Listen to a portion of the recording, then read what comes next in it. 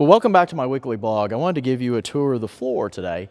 Many of you have not had the chance to visit the Capitol, and I would certainly encourage you to take that opportunity to come up here. I first visited the Capitol when I was in 6th grade myself, and it stuck with me, obviously, since I eventually wanted to come back here and work.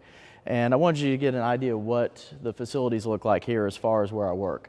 This is a floor view from my desk, whereas you saw the nameplate here, and then we each have a microphone on our desk, where each of the members has the opportunity to use this and speak. Now, it's just like in the classroom. You have to be called upon by the teacher, but in our case, it's the Speaker of the House. And so when our microphone's at work, there's a little button right here that's actually a green light.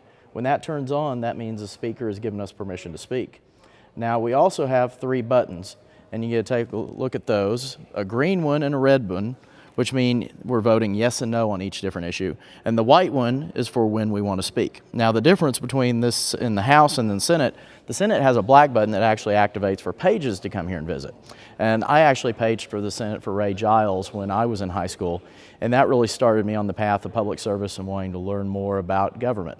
On that note, I want to plug 2 different groups, one of which had the opportunity to work with this last weekend. The Youth in Government program, sponsored through the YMCAs, met at our state capitol this last week. I had the opportunity to bring 3 young ladies from my district, and one from Chickasha, one from Elgin, and one from Rush Springs. And hopefully they had a great experience, as I certainly enjoyed it. I had the opportunity to be the facilitator for a brand new part of the organization, which was called the Freshman House, which we renamed the Barton House in honor of Stan Barton, who is the executive director for the Youth in Government program in Oklahoma, and he just announced his retirement. So we certainly will miss him, because in his 12 years of service to Youth in Government, he's made an amazing contribution and helped many of these students gain access to information they otherwise wouldn't have had on learning about government.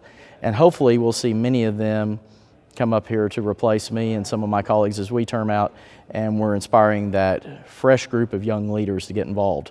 Another group that will be coming up soon is the Oklahoma Intercollegiate Legislature, which I personally was involved with for many years. I serve on their foundation board now. That gives college students opportunities to come up for 5 days each semester and discuss different ideas, which they write in a bill format and argue with college students from across the state on their proposal and why they feel it would be a good change to state law.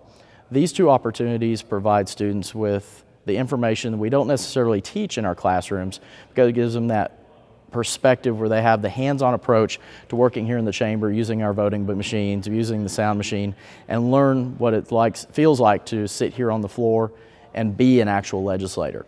So I certainly encourage you, if you know students, tell them to get involved in these programs, because that information will lead to a better informed citizenry, and we will see a much greater perspective from those people who are paying attention, and we certainly will see more people voting.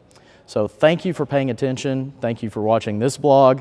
If I can ever answer any questions, please feel free to contact my office, and I will talk to you next week. Thanks.